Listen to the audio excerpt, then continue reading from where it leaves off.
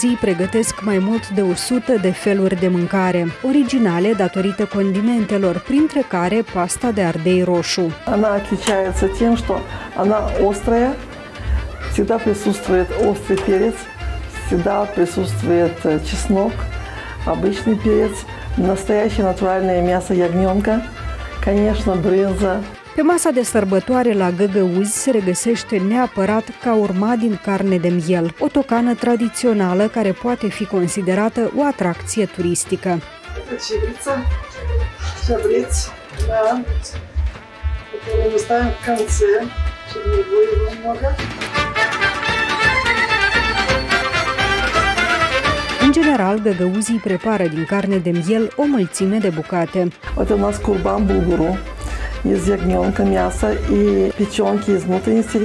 В печке это тоже по особой технологии готовится, очень долго. Но это бесподобное блюдо курбан булгуру. Его готовят, когда идет человек, делал раньше новоселье, когда на новый дом. Brutăria ocupă un loc aparte în bucătăria găgăuzilor. Ghezlemea și câvârma sunt carte de vizită. Такое гюзлемя никто не готовит, потому что она очень тяжело готовится. Это свежее раскатывает тесто здесь женщина. Перед тем, как вы заказали, вы ждете 15 минут 20. И 4 слоями она ее готовит и жарит. И вот такое гюзлемя можно кушать только у мамы, у бабушки дома.